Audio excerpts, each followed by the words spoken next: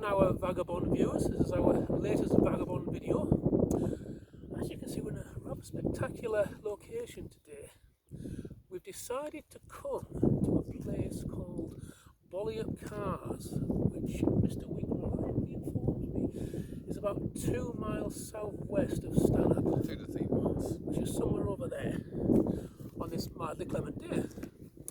I think that initially we came here to just appreciate the rugged natural beauty of the cars around us, you know, the rocks and everything. Finest boulder field in the North Pennines. Finest boulder field in the Pennines. But as is my want, I decided, I wish we could have a folktale around here. I mean, it's such a dramatic area, it deserves its own folktale. I thought, it's a shame there's no folktales about it. So I impulsively asked my companion last week. Always impulsive, this lad. Unfortunately. You don't know if there's any folktales about Bollihope cars, do you? And he said he didn't know. No, but he checked for to my knowledge. With one of his sources. But I did a little bit. I get the idea in mind. Tell us, Master. Well, what happened? Well, of course, there's been rumours over the centuries about a lost book of folk tales. It's turned up in conversation as the Book of Stain. The Wizard Stain, by the way. Indeed. The White Book of Stanhope was another name it had at one point. It's a non-existent book, and most lately, the Lost Book of Northern Folk Tales. Yeah. And the rumours sort of stirred again a couple of months ago. You'll have heard them. Yes, it was in the press. Yes, what about this book? Does it exist? My opinion was there was no such thing. Yeah. Sceptical to the last. Cynical type, Cynical to the last. And the only lost book I know of is the Black Book of Princeworth. And we know what happened to that. We know what happened to it. That's right. So, anyway, there we are. So I was down in Keighley about a month ago on vagabond business. This is regular. And I popped into the Five Lots Cafe in Bingley. Great establishment, by the way, great coffee. Absolutely. And who did I see there with laptop and notepad and mobile phone but young Roxanne Scorer? Well, that's an interesting coincidence. Right.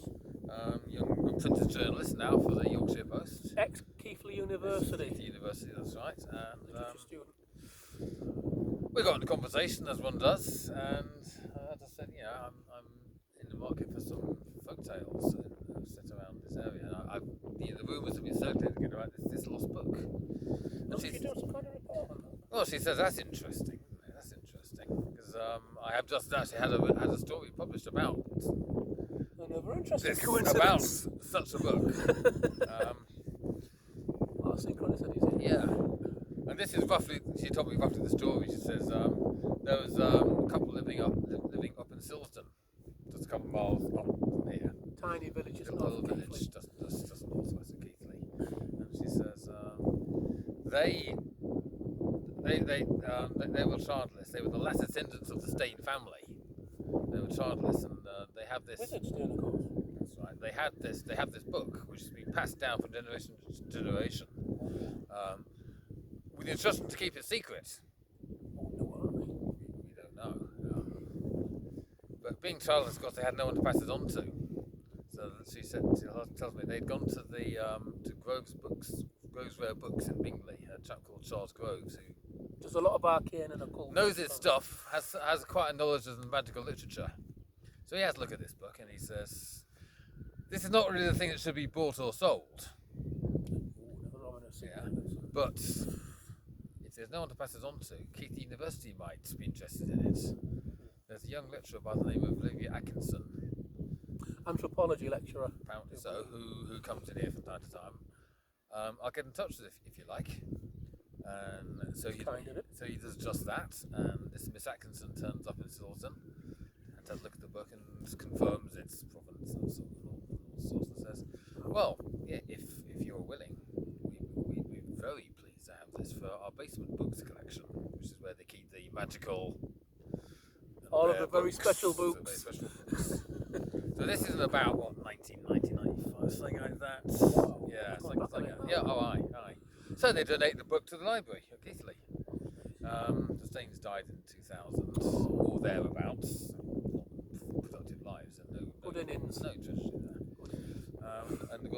So yes, the book is a real thing, but it has remained hidden. But Roxanne says to me, if you're interested, why not get in touch with Professor, as she is now, Professor Atkinson. Got promoted. Aye. So I do that. I make an appointment, and about a week after, I was down again for this meeting. She agreed to meet you. Aye, she did. Went into the basement. I had a good. It's a very interesting book. Yes, the White Book of Stand-Up is also well named. White covers, it's like yellowing pages now, I suppose. Understandable. Quite densely written. You said you got like a magical thing. A little bit, yeah, a little bit, and full of stories. And I was saying to Professor Atkinson, my mate down and I were going out to Bollihope cars, and we're looking for a story to do. Folk story. Aye, and she says, well, it's 25 years since we acquired this book, and we're starting to think about making at least some of the information available. Why don't you take one of the stories and do it for your next project? Like an anniversary thing. Yeah, it's very generous of her. Cool. So I took a few notes from the story of the Bollihope trolls. A couple of days later, she emails me a summary of the important points, and I pass it on to Darren here, who's written it up, at least after a fashion, and is going to tell us the story. In my best way. In the best way you can. See, unfortunately, I've only got like fragments of the story, so I apologise in advance if I can't get all of the story out. Yeah, saying that the story is somewhat redacted. A little bit, yeah. I'm going to get like the main points of the story out, but it'll be like in a summary form. And I apologise for that, because I do plan to write it out properly in a complete form. So this is like a kind of, I don't know, like a summary of it, if that makes sense, a synopsis. A brief telling thereof. Yeah, so I apologise to our viewers. If you don't get the complete story, but you get the gist of it from the notes I've made. It's also worth pointing out this is a bit of a first, because none of these stories have yet been made public. Yes, this is the first time. This is an exclusive, actually. Yeah. I mean, I feel quite honoured. Yeah, I think we are very honoured to be allowed to do this. He's allowed us to do this. Yeah. It's a big thing. It's the first time it's happened. Yeah. So, without further ado, I shall try and begin this tale. So, take it away, Mucker. This story begins, as the Bollihope trolls, as my companions pointed out, in around 600 AD, roughly. Nobody knows for sure, but that's what they're kind of estimating. And it begins with a 12-year-old Saxon shepherd boy called Hagan. Now, his father what's his father called again? Joran. His father, Joran, whatever, he's a widower. He's lost his wife to tragic circumstances, which I'll go into presently when I get to that part of the story. So he's basically looking after his father, because his father's basically fallen ill for some strange reason. So he's kind of laid up in the bothy or the farmhouse or whatever they live in, I don't know, a roundhouse, whatever. And Hagan he's had to mature fast, Hagan. I mean, even though he's only 12 years, they had to grow up fast then, in Saxon times. Because he's also the shepherd for the family. So he has to look after the flock of sheep. Now, they did have quite a large flock initially. They had around 20 or so sheep, according to what I've read in the records. That's what the notes seem to say. Unfortunately, half the flock was lost to a ravening wolf-like beast, which was allegedly part hellhound, called Skukker, I do believe, which I think means demon in Anglo-Saxon, so it's very conveniently named. Because Hagan was the shepherd, he felt a little bit guilty that Skukker was taking the sheep, and obviously his father couldn't do anything about it because he was laid up. He thought his responsibility, didn't they? So Hagan thought it was his duty to kind of basically deal with this wolf in the only way he could, by going out and hunting it and trying to kill it, despite the fact he was only 12 years old. Now, when he told his father about this, his father was naturally a little bit anxious because he already lost his wife. And he was concerned because Hagan was so young that he wasn't ready to hunt something as powerful as this wolf-like beast, which had taken down half the sheep. But Hagan insisted, he felt responsible. He felt like he needed to do something mature. He felt like it was his time. It was like a rite of passage for him. And he basically badgered his father until he reluctantly agreed. But he said, "On your head be it." He said, "I hope nothing happens to you." But he did give him a slight advantage. This is interesting, this. So they had a family heirloom in the house. Well, sorry, not the house, in the round house, whatever. And it was allegedly a magical spear. It was called the unicorn spear. And this is associated with Hagan's mother's side. It went back, like I said, many generations. So this is going back. It's connected to the Harnisher story. This is connected to the Harnisher story.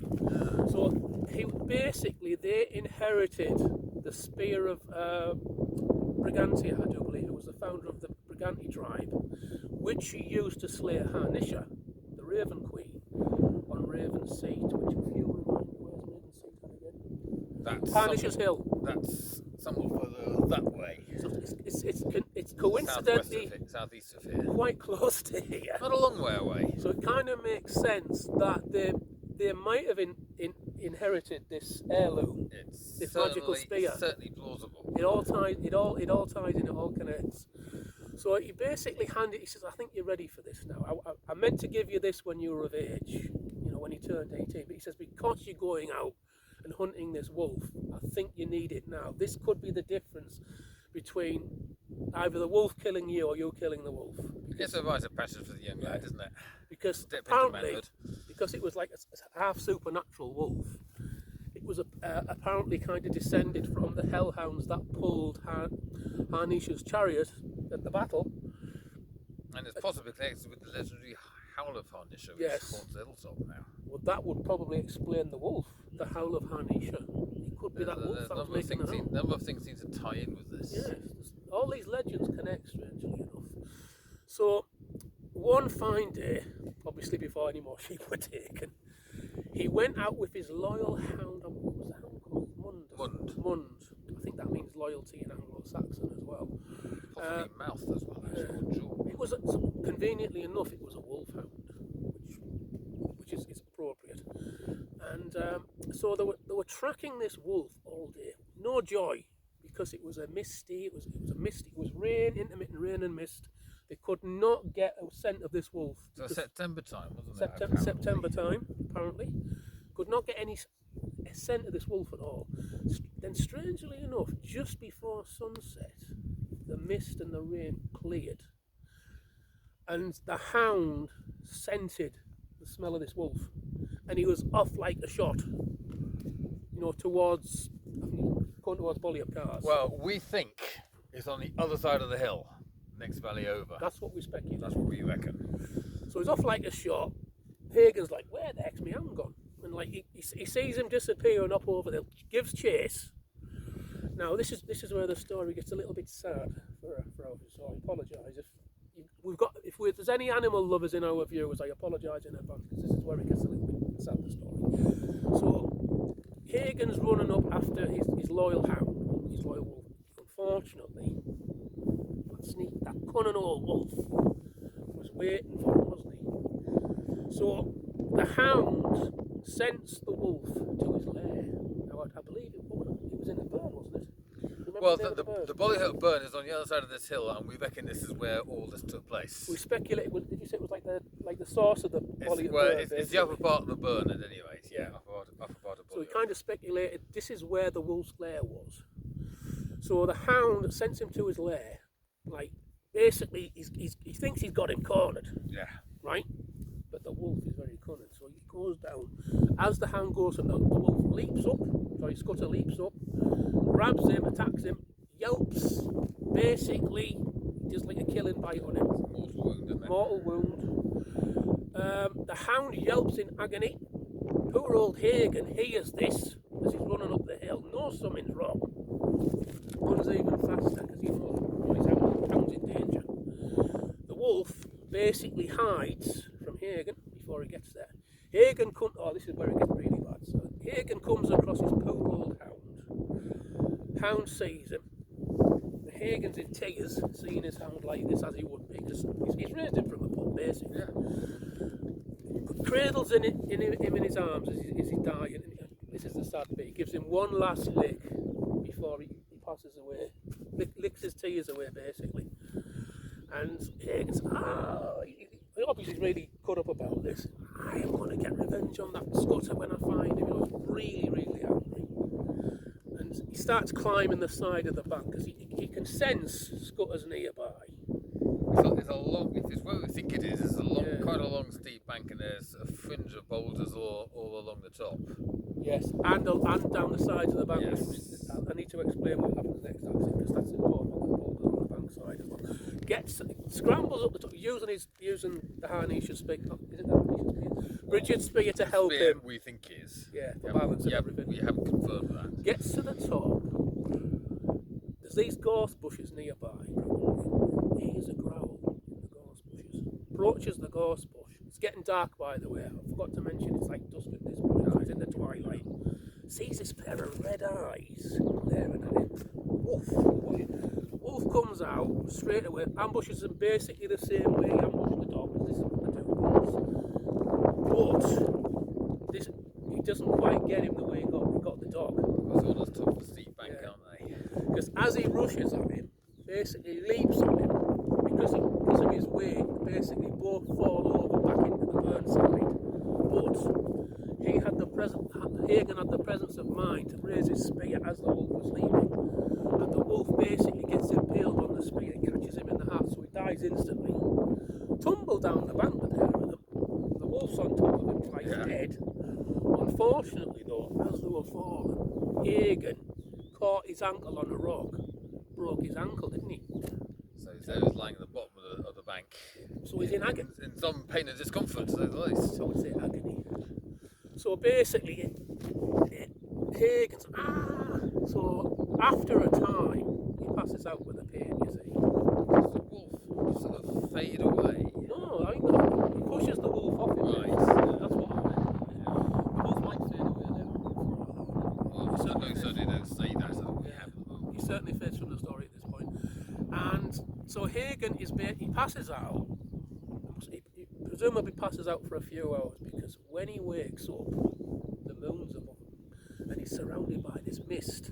And obviously he's a little bit frightened, a little bit scared, because he's surrounded by this moonlight. He looks up, and all of a sudden a shadow passes across the moon. He says, "What the heck is going on?" It's not a cloud, because it's too bulky for that. He looks up, and this shadow, whatever the heck it is, he sees this pair of bright, blazing blue eyes gazing down at him. And he's wondering, what the heck is this? Now he's panicking at this point, and he gives out this cry of fear. Ah! But then this hand reaches down, this hand, long arm, thick, muscular arm. stony arm. Yeah, possibly. Grabs, doesn't grab him hard, sort of gently kind of grabs his wrist. Out of the hollow which he's seeing. Pulls him up the bank side as gently as he can. Kind of lifts him up so he doesn't catch on the rocks or anything like that. Carries him to the top of the bank, and to Hagan's astonishment, he's basically facing what he understands is a troll. And of course, Hagan's like, "Oh my God, it's a troll! He's going to eat me or whatever," because people and trolls. Historically, don't get on. There's always been a misunderstanding between them. Humans hate trolls. Humans hate and fear trolls, and vice versa. So they've always misunderstood each other. They've never really kind of, like you say, they've got on. Yeah. Because humans have exploited trolls for generations because they've got the minerals out of them. Trolls are basically evocative with interesting minerals in, and he was interested in collecting interesting minerals. Yeah. Even though, they're not fully rocky in this one, because they've apparently got to get exposed to sunlight to turn into proper rocks. But the principle's there. So this troll says, "Oh, don't be afraid." He says, I've never come across it. This is my first human I've come across. Like, I think he's just frightened of Hagan as Hagan's frightened of him. Well, certainly, obviously very curious about it. Yeah, he's naturally curious. There's been no hostility here. Yeah. So this troll, he says, "Do you mind me asking your name?" Like Hagan's taken aback because he says it in such a polite way. And I think Hagan starts to understand maybe he's not so bad. Yeah. So he says, well, I'm Hagan. What's your name? So he's just as curious about it. He says, my name's Mossback. And Hagan says, oh, I wonder why you got that. He says, well, have a look. He shows him his back and it's covered with moss, basically. Like it, So that's how he got his name. I think, so Hagan has a chuckle at that. I think he used it to break the ice. Yeah, oh, So it kind of works. So Mossback says, oh, and Hagan says, he said, oh, what's the problem? He says, I think I broke my ankle. And Mossback says, don't worry about that. I might be able to help there. He says, well, my dear departed mother, bless her, I'll get to the story in a minute. He says, before she died, she was like a healer. She used to heal animals and things like that. Animals, birds, and she could also like what's the word? she was a bone setter. But she was a bone setter, so she basically sort of healed like sort of hares, and, birds, foxes, badgers, anything that came in. That's the thing about trolls. They're very misunderstood. They are very literally grounded and connected with nature, and they feel connected to all animals. Well, there's certain natural magic about trolls as well. Yes, that is true. The thing is with trolls, you leave them alone, they'll leave you alone. Pretty much, yeah. They like to be left alone. They are not aggressive. They're just like basically solitary. Yeah. Hence the misunderstanding. So Mossback says, I've never actually tried to heal a human's ankle before, but would you like me to try and heal yours?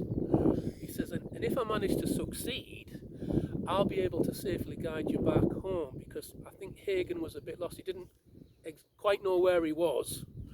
So Mossback offered to take him after sunset, of course, because he couldn't take him during the day because he turned to stone. So Hagan was like curious about this and agreed to Mossback's offer, because I think Mossback, being a naturally friendly type of troll, Hagan felt kind of like quite He responded very well, didn't he? He responded in kind, yeah. So basically Mossback offered to sort of heal his ankle. I think he suggested some kind of poultice with like a potion on as well, which would speed the healing. And Hagan agreed to this because he'd never heard of this kind of thing before. He could use this knowledge obviously for himself when he got back home, for perhaps for his father if he ever had an injury or accident. So Mossback initially offered to carry him back to the cave where he lived, which was relatively nearby. I think it was only 200 or 300 yards, so it was pretty close. And he said, do you want me to carry you, because you've got a bad ankle? And Hagan said, oh no, it's okay, you don't need to carry me. I think I can walk.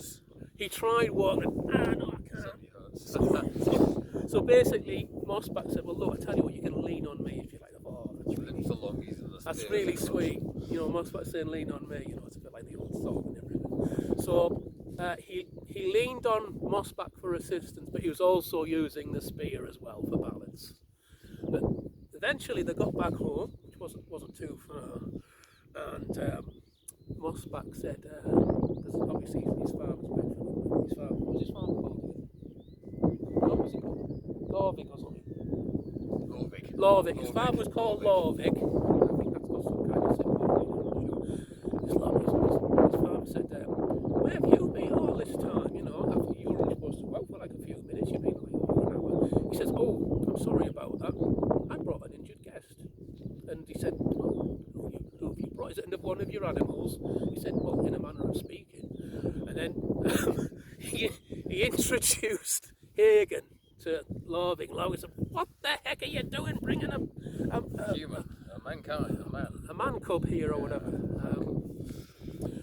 You should never bring them here. You know the rule with trolls and humans. We keep separate.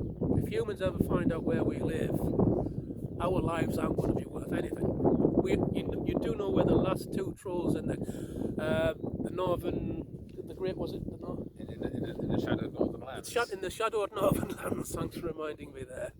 So obviously they're the last two trolls, and so Jorvik is having a bit of a panic attack here because he thinks Hagan may escape, go back to his father will go back to the local chieftain, they'll come and hunt down the trolls, and basically that will be the end of to them. So I can kind of understand where Jorvik's coming from. He's just kind of protecting himself and his family.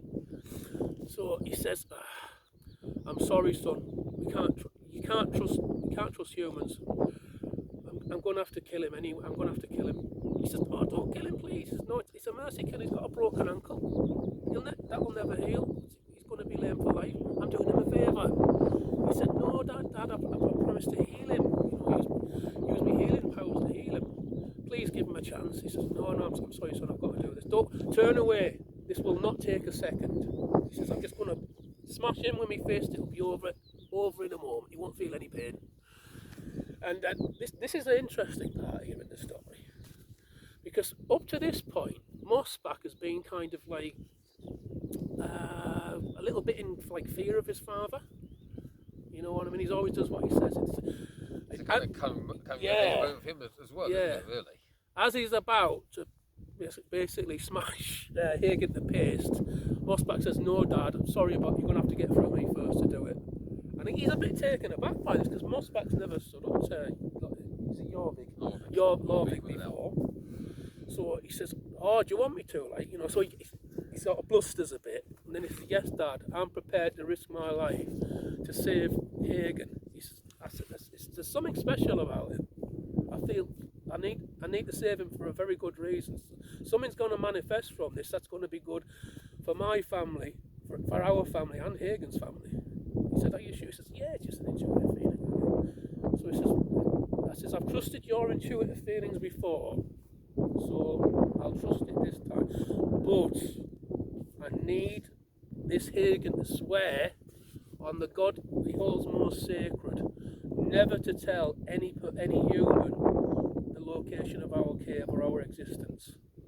He says, "That's just to protect us." He says, "So Hagan, this is your test. Do you so swear?" So Hagan says, "Yes, I do." He says, "Well, what's your most sacred God?" He says, Woden, Allfather, isn't it? Yeah. He says, I swear." This is where it gets interesting as well. He pulls out a little knife he's got, cuts his wrist. It's a blood oath. He makes a blood oath, basically. Cuts his wrist, cuts his hand, and he says, I swear by my blood not to reveal your location or identity to any person as long as I live." And because he's made that oath, Lorvag is reluctantly kind of satisfied with it, because he knows how serious Saxons take their oath. Oh, yeah. To swear by Woden, Allfather is it's a big serious thing. It's a big thing. So if you break that oath, it's basically cursing yourself for generations. So he accepts that, and so he allows what's he called again? His son. He allows Mossback. He says, "I tell you what, I'm going to give you so much time to heal him. Seeing as you're going to use this, because he explains that he's using this poultice and this potion as well, which is basically does accelerated healing. So he says, I'm going to give you 2 weeks to heal him, but then he's out of here. We need to get him away, because even if there's a human living in our location, it's risky." He says, because his father might get other people looking for him. He can't afford that risk. So he agrees to that, and he puts the poultice on that night. It starts to work. It's very effective. Over the next few days, as teenage boys are wont to do, of trolls and humans. That's a different natural. Yeah, that's the thing. There's not a lot of differences between us. Just physiology essentially. I think kind of emotionally, mentally, we're very similar. Trolls and humans are very family oriented, which I think we're going to learn. That's the main moral of this story. So basically, they start, as boys do, they explore the immediate vicinity as far as they can, because of Hagan's ankle injury. They can only sort of travel in the immediate area. But just, as boys do, they start talking, and they talk about each other's lives and things like that, and what they've done. And over about a week, a bit longer maybe, they start confiding in each other for some reason. I don't know why. It's like they've got a natural trust. That's the way friendship builds, isn't it? I think because they're of a very similar age, it's only a year between them. Because I think Hagan's 12, and I think Mossback is more or less maybe a little bit older. He's like, well, trolls are longer lived, yeah, and therefore they're mature more slowly. So he may be somewhat many years older, but sort of in kind of comparative terms, in comparative terms, they're similar. He's probably the equivalent of a human, like 14-year-old or something Yeah. like that. So he's almost like a bigger brother type. So they start bonding like that, and they've surprisingly got quite a bit in common because Mossback and Hagan, they both have this natural love of animals. So Mossback teaches them about all the birds and all the different beasts and things like that. Because I mean, Hagan knew stuff, but I think Mossback's knowledge was deeper. Doesn't have quite the same depth of connection. Yeah. And he's fascinated by, everything Mossback, because I think Mossback's like a natural kind of teacher, isn't he, basically? Yeah. So he takes on a mentor role for him. So I think that's part of the reason that Hagan feels intuitively that he can trust him. Yeah. Because he's got this mentor sort of relationship with him. And basically they start confiding in each other. And I think this is one night about, say, 2.5 weeks after the first met. Mossback says, I wish I could heal. He comes across this wounded animal. I don't know if it's a bird or a fox or something. He says, I wish my mum was here to show me how to heal this properly. He says, because I've never come across this kind of animal to heal before, and I feel a bit guilty that I'm not able to heal it properly. And he says, I really miss my mum. And Hagan says, well, I know your mum, because he's explained before that he lost his mum at an early age, but he didn't tell him the reason why. And Mossback basically confides to Hagan that he lost his mum when he was a toddler. And as you know, toddlers, trolls and humans, they are naturally very curious. And when they shouldn't. Mossback didn't know, obviously, that if you're exposed to sunlight because he's a toddler, he doesn't know any different. That if you're exposed to sunlight when you're a troll, you turn to stone. So they're in the cave, and Mossback's never seen this strange light coming before. Is that strange light? So he's naturally curious. The strange orange light sort of investigating that. So he toddles out, and while he's in the shade, just before he gets to the sunlight, his mum kind of looks up, sees him, she's panic mode. Mother's natural instincts kick in to protect. Yep. Just about to reach the boundary point, where the sun's about to come over the horizon and hit him, turn him into stone. She rushes out, naturally, covers over him like that, because she knows if he gets touched by sunlight, he turns to stone. The full sunlight hits her at that point. She gets turned to stone instead. Terrible, I know, it's tragic. Mossback is safe because his mum's sheltering him. His dad finds out about this. He's in the cave. He's horror struck. He's totally shocked. Knows why his mum's done it though. Understands that Mossback's a toddler, doesn't know any better. He doesn't blame him for this. And stay there, son. Do not go out into the light. Stay under your mum until it's dark. I mean, Mossback's old enough to understand this because even though he's very young, he's still a little bit precocious. He's still quiet. Listens to his dad. Knows his dad's serious when he comes out with things like this. Stays put all day under his mum. Obviously, he's totally upset and shocked because his mum's turned stone above him. I don't think he fully understands what's going on, but has an inkling something really bad's happened. And he says, Mum, are you okay? And she's just looking down at him nothing there, no. unchanging expression. He thinks, what have I done wrong? She's not looking at him, she's not smiling or anything. So when it gets to nightfall, after sunset, Dad says it's safe to come out now, so it's okay. Now at this point, because he's only 3 years old, he doesn't tell him fully what's happened because he knows he wouldn't be able to process it at 3 years old, and it's someone living with that terrible guilt. So it lets him go for several years. I think Mossback is wise enough to understand what happened, kind of worked it out himself. So he's been living with this terrible guilt for over a decade in human terms. Life today. Yeah, so he confides this to Hagan. Basically, Mossback starts crying, obviously, because he's remembering his mom. It's like crystal basically he gets upset as well. He starts crying. He says, "Oh, I'm sorry I made you cry, Hagan. You know, I didn't mean to do that." And Hagan says, "It's okay." He says, "I've lost my mum too. You just brought memories up of how my mum died." And then Mossbacks says, "What happened to your mum?" You know, wants to know.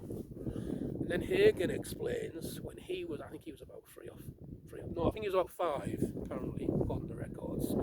So he was out foraging with his mum, wasn't he? Yeah. They were looking for berries and things like that to add to the diet, give it a bit more variety. Somewhere in one of the little valleys around here. And his mum had heard that there's like some particular type of berry located at a certain location. She wasn't like familiar with the location, so she'd never been before. So she took Hagan on this foraging expedition when he was 5. Unfortunately, this is where it gets really sad again. They got to this location. Now, the berries were there and everything, he's picking the berries, but located very close to this bog. So she takes a step, stumbles, falls into this bog, and it starts sucking her in, because bogs suck you in really fast. It's quite a serious bog. One of the cool samples. And I'm speaking from experience here, because when we were walking up, I know there's bogs around here, we did see a couple of bogs, so we know for a fact that these bogs exist. So obviously I think that part of the story is definitely true, based on what we've experienced today. There are some deep bogs around the place. So she's floundering around in this bog, you know, like basically drowning. She's up to her chin at this point because it sucks her in really fast. Hagan's panicking, like, Mum, what can I do? Stay back, you know. Mum being the way she is, she wants to protect her offspring. Yeah. And Hagan, being the way he is, no, can't do that. So he's reaching his hand out, and his mum instinctively reaches a hand out to him. I think maybe there's a chance. Because he's got hold of this like sort of branch as well, so he's holding on to that. And she's thinking, I don't know if he's got this branch, maybe he'll be able to pull me up. Unfortunately, it's a bit of a rotten branch. So he doesn't have the strength on it. He doesn't have the strength, bless him. He's a trier. Branch snaps. She basically lets go at this point. And then the last thing he sees is her face sinking into the bog like that. Hand is the last thing he sees sinking in the bog like that. Basically, it's almost like she's waving him farewell. Really sad. So Hagan confides this to Mossback. Of course, both having this shared traumatic experience when they were very young, they both basically have a good cry. You know, that's another thing. Lads, don't be scared to cry. You know, it's because we're letting their emotions out. Losing your mum, it's a big thing. Yeah, especially that. That's a horrible thing. Very young. So that's understandable. You know, it's not. Don't be afraid to cry. You know, when you've lost someone special, because that's just normal emotional reaction, basically. So they basically have a good cry, and obviously being like they can find each other, give each other a bit, you know, hug, to comfort each other. At this point, they're getting like brothers, I think. Yeah. This strong bond's coming between them. And Mossback says, I just wish for one night in the year, you know, I could see me mum again, bring her back, just give her a cuddle, just tell her how much I love her, and you know how much I miss her. And Hagan says, I feel exactly the same way. She says, if only there was a way we could do it. And Mossback says, maybe there is. He says, what do you mean? He says, well, have you heard of the wizard state? He says, I have. He says, he's got a bit of a funny reputation. He says, why do you mention him? He says, well, he's supposed to have these kind of, really strong magical powers. And it's said he can apparently have the power to bring back the dead to life. And Hagan says, he says, that's a great idea. He says, aren't you kind of breaking kind of laws of fate there, though? Like, should we be doing this? You know, it doesn't seem right. He says, right, we do miss our mums. And he says, according to what I've heard, he can only bring them back for a short time, so at least we get the chance to say goodbye. He said, what do you think? I said, well, what do you suggest? He said, well, why don't you go and visit Wizard Stain and ask him if he can actually, you know, do a magic spell for us or something, just to bring our mums back, so we have the chance to say goodbye one last time to them. And Hagan says, do you think he'd let me do it? He says, well, you have got one kind of advantage that a normal person hasn't got. He said, what's that? He says, well, you are kind of descended from, the Briganti tribe. And I understand Wizard Stain's got like a respect for them, bit of a connection. He says, you could maybe use that as a bargaining chip. He says, yeah, I never thought about that. He says, yeah, I think I'll do it. Why not? He says, you've got a good point there. So as soon as he's healed, he agrees to go and find Wizard Stain. Now, he kind of knows the way as well. I mean, he has a bit of trouble finding him. Doesn't Mossback show the way out of the valley? Yeah, but like Mossback leads him out the valley at night, obviously, because he can't do it at day in case he turns to stone. Doesn't want to happen to him. What happened to his mum? Points him in the direction of where and stand up. So basically, he guides him through the night, and obviously, when he gets near dawn, now before dawn, he says, "I've got to turn back. Go back to the cave, just safety reasons, health and safety." But I think at this point, Hagan knows the way. So it's not that far at this point. It's about 2 miles maybe to where Wizard Stain's. What does he live in at this point? Probably a tower. Yeah, well, we don't know. That's a total guess, but it's like the 6th century. Probably a really posh roundhouse or something like that. Wizarding tower. What's his now stand up? Yeah, stand up park. I think it would have been as is now. Yeah. Anyway, he goes up to Wizard Stain's. Obviously, he's a bit nervous, worried. Cockers his ear. Knocks on the big brass. Well, he won't have a big brass knock. I don't know what the door is because they don't go into details in the story. I'm assuming he's got some kind of door. I think the notes get a bit sketchy from this point on, don't they? Yeah. So anyway, Wizard Stain sees him and says, I don't know who you are, what you do. And he says, mind you, you're very brave to come. Most people are too frightened to come. He says, I've come to ask a favour. He says, oh, what favour's this? That's a bit forward of you, isn't it? Presumptuous. He says, well, then he basically tells him to start, I lost my mum when she was, when I was 5 years old, in a bog. Terrible about it. I wish I got the chance to see her again just one more time. Now, Wizard Stain, for all his reputation as being a bit of a mean wizard, he's got a bit of a soft heart. And I think Hagan seals the deal. Stain basically says, well, who was your mum? He says, well, you understand, she's descended from the Briganti tribes, never. He says, I've got a lot of respect for them. He says, you better come in. He says, I'd like to hear your story in full. Lets him in, makes him some meat, some broth or whatever. I don't know, something to eat because he's hungry. Tells him the story, and he says, you know what? I really would like to help. He says, the only problem is I think this is kind of beyond my powers. He says, I see where you're coming from and how you want to meet your mum and everything. He says, well, at least I tried. He says, hold on. He says, I might not be able to help. He says, I do know someone who probably could help. He says, who might that be? He says, if you can't help, surely nobody else can. You're the most powerful wizard in Weardale. He said, well, I might be the most powerful wizard in Weardale, but there's someone even more powerful than me in some ways. There are other powers and other forces around. Who I do know. He says, who's that? He says, someone called Father Moonstone, who, coincidentally enough, actually knew your ancestors, the Briganti tribes. He was kind of instrumental in founding the tribe. And Hagan was I've never heard of this guy, I wish I could know myself. Well, you might not get to know him because you might get the chance to meet him. He says, wow. He says, what I'm going to try and do, he says, he owes me a favour, funnily enough, Father Moonstone. He says, so this kills 2 birds with 1 stone, as it were. He said, oh yeah. He said, I'm going to contact him on my crystal. He says, right. He says, and I'm going to, tell him your little story, and you can talk to him yourself, and if he agrees, I might be able to come up and arrange something. Fair enough. So, basically, sets his crystal and everything, does his incantations, to set the, what's the word I'm looking for here, so they can communicate. You've got to find the right frequency, as it were. How it works, yes. And basically, he manages to contact Moonstone. He says, "Oh, it's you again." He says, "What do you want?" He says, "Well, funnily enough, remember you owe me a favour." He says, "I thought you'd remind me of that."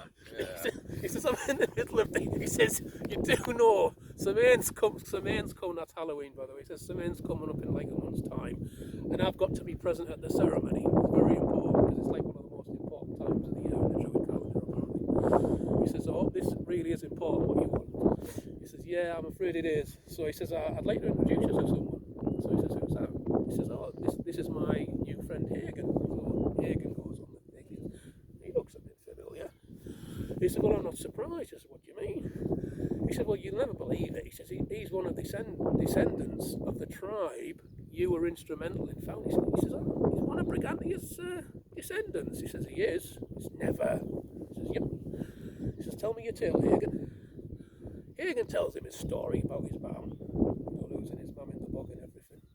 Moonstone's a bit of a softie as well, because he does own Stain, that favour. He says, you know what? He says, this ceremony's important, the Samhain ceremony. He says, but I think it's more important that you and your friend Mossback, because he told him about Mossback as well, losing his mum, reconnect with your mum's one final time. Because Moonstone's, he's kind of like family oriented as well. That's why he's called Father Moonstone, because he'd have children as well, actually. That's another story. So he agrees to travel north from, he was at Thornborough Henge, so it's a fair journey. Down in North Yorkshire now. Yeah. How far is Thornborough Henge from Stanhope, would you say? 20, 30 miles? With a rough guess? 20, 30 miles? Well, I'm trying to figure out my head there. I wouldn't expect to ask that question. I think it's more like 40 miles. Yeah, I wasn't expecting that question. Yeah, just to clarify for our viewers. So Moonstone agrees to go on this trek. I think it takes about 3 or 4 days. It is a fair old way, certainly. Now the thing is, this is something else I almost forgot to mention. He said, I can do this magic ceremony for you, but it has to be on Hallows Eve when the veil is finished, between the living and the spirits. Otherwise, you couldn't make that connection. So Hagan says, yeah, that's fair enough. So he says, I will set off, a few days before Halloween. He basically, he travels up, gets there, he knows where the cave is, because, funnily enough, and coincidentally enough, he was good friends with Lorvig, Mossback's father. However, they hadn't seen each other for 94 years, which is not very long in troll terms. In human terms, this is a lifetime and more. To them, it was probably the equivalent of like a year, because like they're both basically immortals, Moonstone and Lorvig. But Lorvig's, when Hagan got back, explained what was going to be. That's great. So get the chance to see Moonstone again. We'll reminisce over old times, and hopefully he can do this this magic ceremony, and I'll be able to see my wife again. He's full of joy, and maybe I was wrong about humans. Maybe some of them are quite decent. So, I think he had his mind kind of opened up a bit at this point. So Moonstone makes the journey in good time. Gets there in a few days. Lorvig sees him. He's good to see you, old friend. Not seen you for 94 years. I know it's not, I know it's nothing, but it feels longer. And Moonstone says it's good to see you as well, So they start reminiscing about old times. Lorvig makes him some of his special mead, because he's got like these special, because even trolls drink alcohol, They're not that different from us after all, So they both, get merry and drunk, well, a little bit anyway, because you can't get too drunk when you're drunk before a ceremony. You've got to have a clear head. So he basically has a bit of a hangover on the morning before the ceremony. But I think he's got like this special concoction that cures hangovers. That's one of the side benefits of being a druid. So he manages to, cure his hangover. So, unfortunately, he has to wait till it's Hallows Eve, so he can't do the ceremony during the day. The moon has to be out. Moon has to be right. Ideally a clear night. She'll find out shortly why. So, what's his name again? Mossback's mum. She's still there, she's basically a rock now at this point. Got moss growing over her, so she's quite similar to her son at this point as well. She's got a mossback as well, because it's been a few years. Hulda, wasn't it? Yeah, Hulda. That's Moss. Hulda. Thanks for reminding reminding us and me and the viewers. That's his mum's name. So this is where it gets interesting. So Moonstone is called Father Moonstone because he has a very special stone in his staff called a Moonstone. Has magical properties, this stone. However, its magic is activated by the power of the full moon. I think more what his magic is strongest. Yes. Under the full moon. Well, that's a good point. But I think his magic. Shall we say his magic is triggered? I think it's by the strongest. moon. I think the moon is very significant in Father Moonstone's magic. It's instrumental, shall we say? Hence the Moonstone. And I think the full moon is that when it will get its strongest. So what he has to do at this point is he's basically focused. He does his magical ceremony first. You know, he's casts his spell or whatever he does. Details aren't clear on that in the story. And he has the moon on the end of his staff. He focuses that. So the full moon's coming down. So the beam of the moon hits the staff. It hits the orb in the staff, the moonstone in the staff. The moonstone starts to glow, you know, with this magical power. And the energy is concentrated down from the moonstone in a beam. And man, it hits Mossbacks' mum, what's her name again? Hulda. Spreads out all over her. And she basically has this glow all around her. And she gets transformed. She briefly comes alive, you know, because of this magic power, this special time of year. Oh, what's happened? Because as far as she's concerned, you know, she's just saved a tiny little. That's her last memory. That's her last yes, memory. That's right. Yeah. Whenever, yeah. And Mossback says, "I'm here, Mum." She says, "You've grown." And like, you know, she's a little bit in shock. And then Moonstone and what's the father's name? Lorvig explains that, you know, that she's I remember now. I ran out and saw him. I thought he was going to get turned to stone by the sun. And she thanks Moonstone from the bottom. Thank you so much, Moonstone, for doing this. Then she basically turns to Lorvig, not Lorvig, Mossback, and says, "Oh, it's so great to see you again, you know." And she says, "Oh, you've grown and all yeah. that, Oh, thank you, Moonstone. I didn't think I'd ever get this opportunity." She says, I'm pleased that I've managed to help the family." He says, "The only sad thing is," he says, "there's a bit of a downside to this." He says, "It's not permanent." She says, "What?" No, she's a bit upset by it. He says, "This is only like one time in the year it can happen." So basically, she can get restored, but it's only once a year on Halloween Eve when she comes to life again. And I think Lorvig and Mossback initially, that's a bit sad, but then they kind of accept that you can't always, you know. You can't always get what you want. It's like a compromise, you know. At least they get to see her once a year. Now, at this point, Hagan's really happy for his friend, you know, because like, I'm really pleased. He's a bit sad for himself. He's not a selfish person, Hagan. He's like, I wish I could get the chance to see him last time, right? And Moonstone overhears it, says, "Never fear, I'll be surprised what's going to happen at midnight." Now, at midnight, because obviously they're celebrating with the mama now. Strangely enough, Hagan's mum appears in spirit form, and Hagan's like, "Oh wow!" Moonstone said, "You didn't expect that, did you?" He said, "I didn't." He said, "I thought it would be a nice surprise for you." Since it certainly is. Tears in his eyes, seeing his mum again, and he basically says to his mum, "I feel, you know, so terrible that I couldn't save you." You know, she says, "Don't worry about it. You're only like 5-year-old. You didn't have the strength to do it." But it was she said it was like partly my fault, partly fate that I fell into that bog. She says, "I've been watching over you all this time, you know." More tears. Yep. Been watching over, you know, from the Shadowlands, guiding you, keeping you safe, even though you weren't aware of it. She says, "I've probably been in your dreams, but you've forgotten them." And then he suddenly remembers all the dreams he's had about her. Brings a smile to his face, more happy tears. And she basically says, "You know, you do understand I'll always be watching over you. I'll always love you." He says, "I feel exactly the same way, Mum." So she says, "Do you want a final hug before I go?" He says, "Well, how can we do that? You're like a spirit." She says, "Oh, don't worry, you'll feel something." Always. So she pulls her hands out to him, approaches him, he hugs her. And he can't feel her physically, but he feels like the pure love of her energy enveloping him. And he says, oh man, that's the greatest hug I've ever had. He says, I feel complete now, and I feel at peace.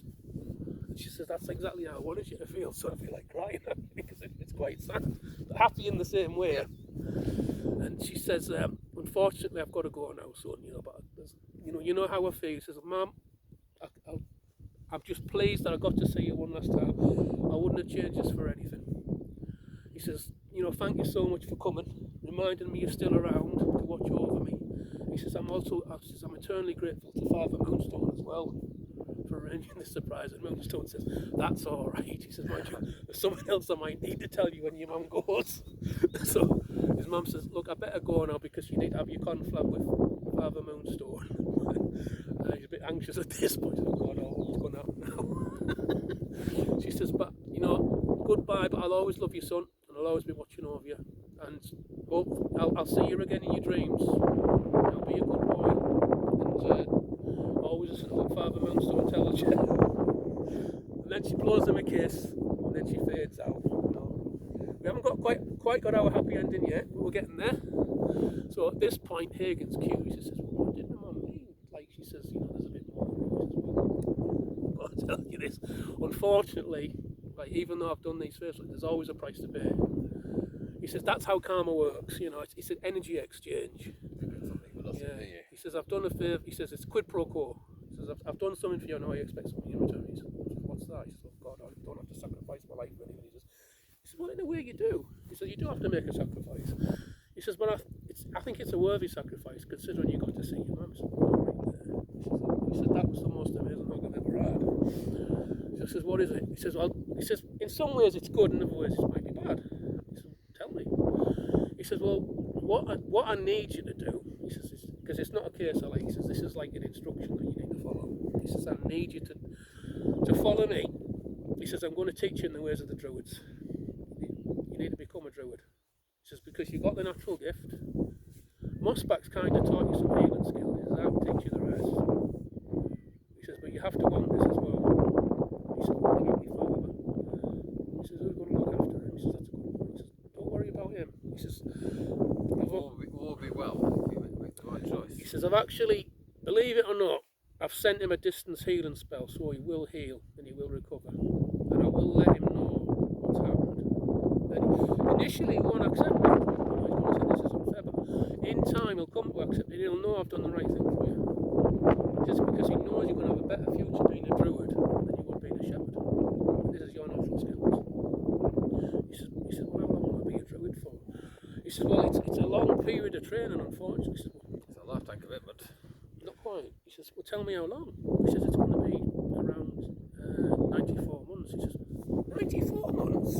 That works out about just over 8 years. He says, exactly, it'll be about 20 when you're done. He says, then you can make the choice to either stay and be a druid or go back to your farm and be a shepherd. He says, because that's when you become a man. And that's when your future is in your hands. It's up to you. In the meantime, you need to come with me. I'm going to take you down to Thornborough. I'm going to leave you with my druid associates and they're going to train you in the ways of druids. He says, that's the price you paid. That approximately is all we've got, isn't it? Yeah. And he says, do you think it's a fair price? He says, yes, I think in retrospect, I think it is. And I will leave it on that relatively positive note. The last thing we know in the story is we see Moonstone is described as walking off into the sunset with Hagan beside him, heading south towards Thornborough. And that's as far as we know where the story ends. And I think on that note, so we should thank end it you on to that. Olivia Atkinson and Keith Lee. Yep. Thank you.